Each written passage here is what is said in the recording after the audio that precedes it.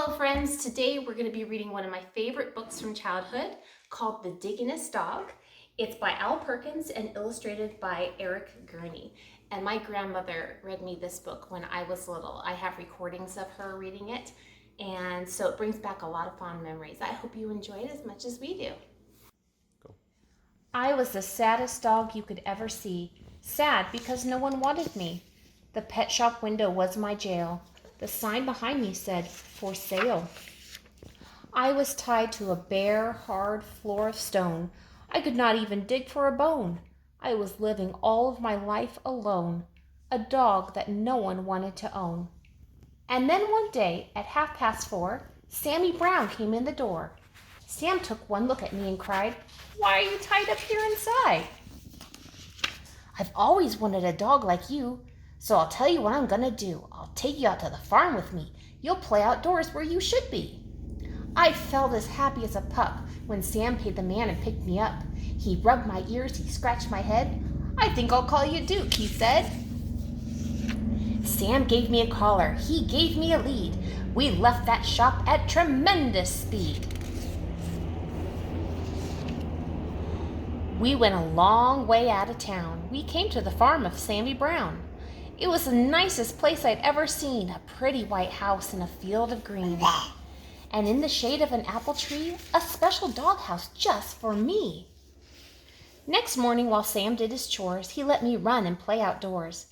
I never played outdoors before. I'd always lived on that hard floor. I'd never run on nice soft ground. Now I barked with joy as I ran around. Sam looked at me and scratched his head. "Duke, you need some friends," he said. He blew his whistle. He blew a blast, and many dogs came running fast. I'd never met a dog before. Now I was meeting 6 or more. How many dogs are there, Andrew? 1, 2, 3, 4, 5, 6, 7, 8, 9. Yeah. They walked around and looked at me. They looked me over carefully. Then at last I heard them say, "He's one of us. He'll be okay." One dog, who wasn't very big, suddenly began to dig. The others started digging too, but that was something I could not do. I'd never learned to dig in that store. How could I on that hard stone floor? I tried to dig, but alas, I couldn't. I wiggled my paws and my paws just wouldn't. I fell on my ear, I fell on my face, I fell on myself all over the place. Oh, poor puppy.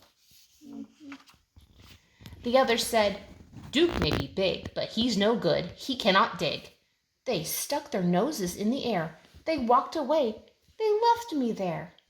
Oh, that was not kind, was it? That's not what a good friend should do. "I'll teach you, Duke," cried Sammy Brown. "I'll show you how to dig deep down." He crouched beside me with his hand. He dug a hole in a pile of sand.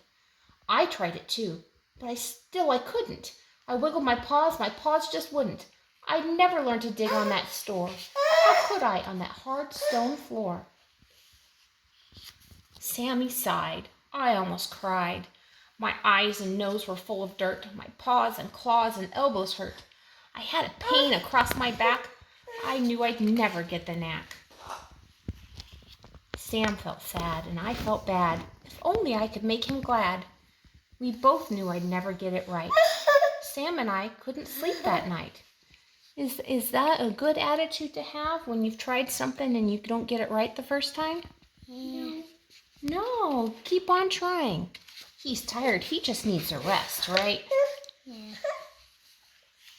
So, when the sun rose in the sky, I thought I'd give it one more try. I wiggled one paw. I saw it could. I wiggled the other. I saw it would. I could dig with my paws. I could dig with my claws. I felt no pain across my back. I knew at last I had the knack. Sammy Brown looked out at me. He saw me digging happily. "Good for you, Duke," Sammy cried. "I knew you'd do it if you tried." So I dug farther. I dug faster. I dug and dug to please my master. I dug up the grass. I dug up weeds. I dug up daisies. I dug up seeds. I dug up the fence. I dug up the gates. I dug up the garden of Mrs. Thwaites. Oh my. I dug up the rooster. I dug up the hens. I dug up the sheep and the pigs in their pens. Whoa. I like sheep and pigs. Look at them. They're all getting dirt in their faces. They don't look happy.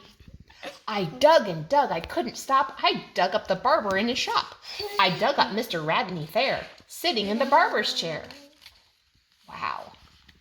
I dug my way right through town. I dug a lot of buildings down. I was having so much fun, I dug up Highway 81. Oh, his steering wheel came right off. I came to a hill. I dug to the top, but all of a sudden I had to stop. Right in front of me, looking down, there stood my master, Sammy Brown. Ooh. Sam didn't smile or pat my head. He only glared at me and said, "I'm sending you back to the animal store. They'll tie you to that hard stone floor and you'll never, never dig anymore." I couldn't run. I couldn't hide. Dogs came at me from every side. And then suddenly I knew there was just one thing for me to do. What's he gonna do? I ran away from Sammy Brown. I dug a hole that went straight down. I left him standing at the top. I dug and dug. I didn't stop. How deep I dug, I could not tell, but soon I found I dug a well. Mud and water up to my chin. What a fix I now was in. I started to sink. I started to yelp. "Help!" I yelped. "Help, help, help, help!" I could hear them way above my head. I could hear every word they said. One dog growled, "He wrecked our town. That serves him right. Just let him drown."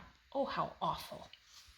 But Sam cried, "Duke, you've been bad. You've made me sad instead of glad. But we're not going to let you die. We'll get you out. At least we'll try." Then at last I heard him shout, "Maybe we can pull you out." Oh, good. They're all working together, see? Slowly, slowly, down they came, each dog part of a long dog chain. I reached up. I touched a nose. I felt them lift me by my toes. By his toes. Slowly, slowly, bit by bit, they dragged me up out of the pit. I thanked the dogs and Sammy Brown, and then I started back towards town.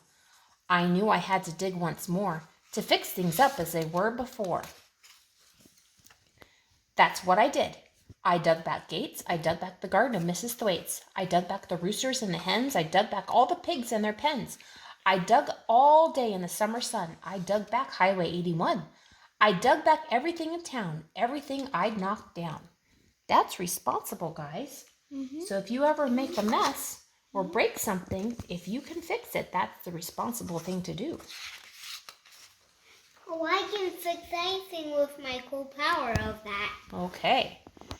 Today when I dig, well, I'm careful now. I'm useful too. Sam lets me plow.